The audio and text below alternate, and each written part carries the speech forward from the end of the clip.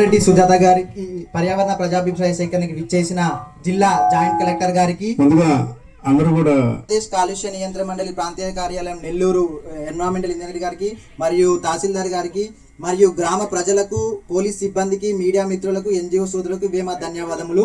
ముందుగా గున్నంరెడ్డి సుజాత వారి క్వార్జుమైన్ 15.375 హెక్టార్లలో సర్వే నెంబర్ 98 గల విస్తీర్ణంలో వరికుంటపాడు మండలం జడదేవి గ్రామంలో విస్తరించి ఉన్నది. ఈ కార్జు తవ్వడానికి రాష్ట్ర మైన్స్ లీజ్ డిపార్ట్మెంట్ వాళ్ళు మైన్ లీజ్ పొందారు. ఈ కార్జు తవ్వడానికి ముందుగా పర్యావరణ అనుమతులు లభించడం అవసరము.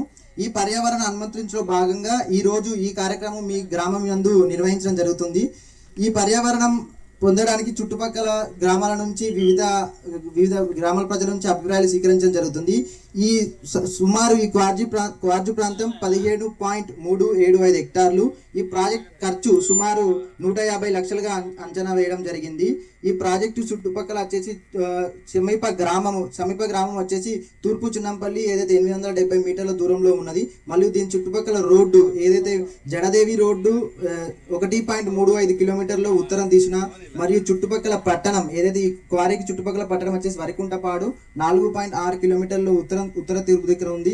దీనికి అటవీ సరిహద్దు వచ్చేసి వరికుంటపాడు రిజర్వ్ ఫారెస్ట్ 2.5 కిలోమీటర్ల దూరంలో ఉంది. దీనికి అత్యంత సమీప ఏదైతే నీటి వనరులు వచ్చేసి పిలిపేరు నది ప్రవాహము ఏదైతే 700 మీటర్ల దూరంలో ఉంది, దక్షిణ దూరంలో ఉంది.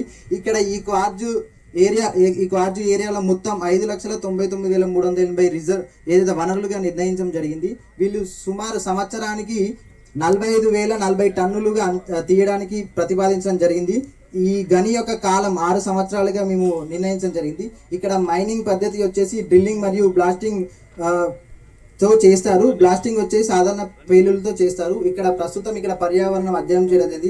ఇక్కడ అధ్యయనంలో భాగంగా వాయువు, నీరు, ధ్వని మరియు మట్టి యొక్క నమూనాలను సేకరించడం జరిగింది. ఇక్కడ ఈ మైనింగ్ వల్ల దుమ్ము, ధూళి, సల్ఫర్ డైఆక్సైడ్ మరియు నైట్రోజన్ ఆక్సైడ్ కాలుష్యాలు ఏర్పడే ఆస్కారం ఉన్నది. ఇక్కడ ఈ అధ్యయనంలో దుమ్ము ఏదైతే 41 నుంచి 56 మైక్రోగ్రాము మరియు ధూళి 20 నుంచి 30.4 వరకు ఉన్నట్టుగా మేము గుర్తింపడం జరిగింది. ఈ ఫలితాలన్నీ కూడా కేంద్ర కాలుష్య నియంత్రణ మండలి కంటే తక్కువగా ఉన్నదని గుర్తింపు జరుగుతుంది.